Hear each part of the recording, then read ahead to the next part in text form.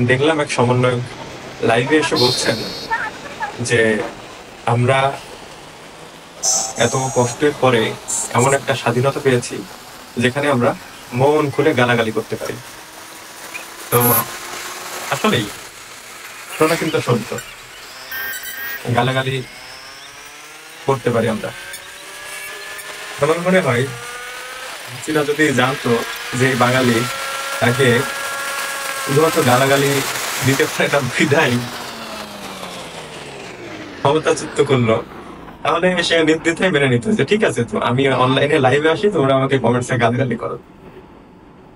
ব্যাপারটা আসলে মাথায় ঢুকলো না, হচ্ছে এটা গালাগালি দেওয়ার জন্য তাহলে আমরা স্বাধীনতা অর্জন করলাম নাকি?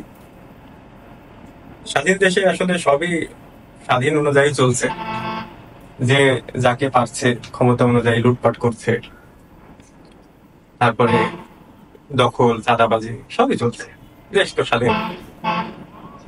একটা গানের লাইন মনে পড়ে গেল, একই সে বাগানে আজ ফুটেছে নতুন কুড়ি, শুধু সেই সেদিনের মালি নেই।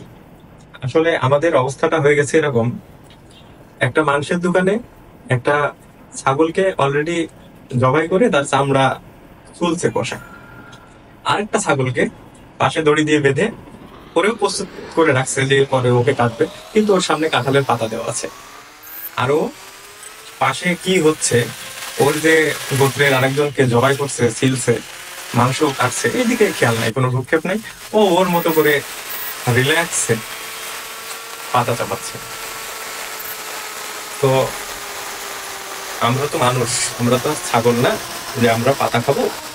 আমরা বরং কি খেতে পারি, আমরা খেতে পারি পান। পান খেলে মুখটাও বন্ধ থাকে, টেনশনও কমে।